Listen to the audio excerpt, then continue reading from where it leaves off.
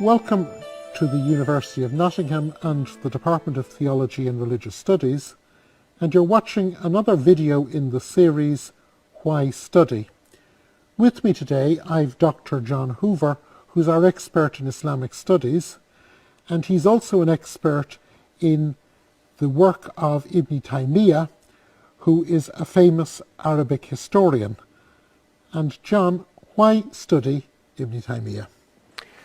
Well, Ibn Taymiyyah is well known for many reasons.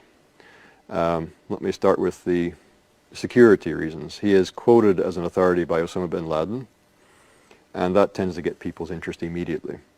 And then he's also famous for having written a large work on Shiism, which is feeding into a lot of Sunni Shia polemics today. He was himself a Sunni. He lived most of his life in Damascus, and there were Shia-Sunni tensions in Damascus at that time. He also wrote the largest refutation of Christianity in the whole Islamic tradition. He's written a refutation of Aristotelian logic, and coming out of this, he's quite a modern figure, actually, in terms of his epistemology and the way in which he approaches texts and so on. He's written a very huge work arguing that the revelation of Islam agrees with reason, so the agreement of revelation and reason. He's talked about Sufism and the spirituality of Islam, and he is well known for his critique of saint worship, shrine worship, or the shrine cult. So he covers all kinds of things, and there are different groups of Muslims and non-Muslims today who have taken interest in his work on any one of these counts and gotten quite into his thought. But he has something to say about a lot of different things.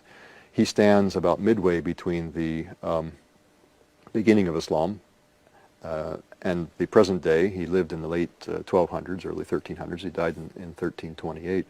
So standing at that juncture, halfway between the beginning and the present of the Islamic tradition, and then having captured the interest of so many people today, that makes him a very fascinating figure to study. So, in other words, here is someone who in Islam is as significant in the range of his work as Augustine or Aquinas is in the Christian tradition. Or even more so. I like to say sometimes, if you walk the streets of Cairo, you can find Ibn Taymiyyah's works, or especially the works of his disciple Ibn Qayyim al-Jawziyya, who writes a bit more poetically and more beautifully. You find them in almost any Islamic bookshop, where you're not going to find Augustine and Aquinas in any bookshop in the UK. Yes, unfortunately. So there's a sense in which Ibn Taymiyyah and Ibn Qayyim al-Jawziyya, his student, are more present in centers of like Cairo and. So studying him is not just studying the historical thought in the way that we might study the historical thought of some great thinker in the past. It's actually studying a living force in Islamic understanding today. Yes, studying Ibn Taymiyyah is indeed studying a living force in the Islamic tradition, the present day Islam. To what extent is Ibn Taymiyyah today? We spoke earlier about him being a living force. Mm-hmm. What would you say is the most salient of his thoughts that is active today?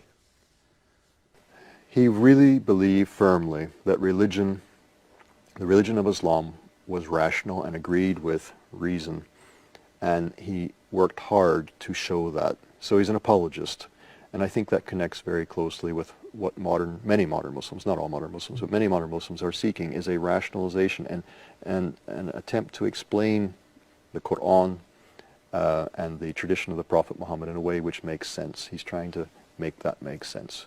It's reasonable. Okay. We have tried in this short film to introduce the thought of a great thinker.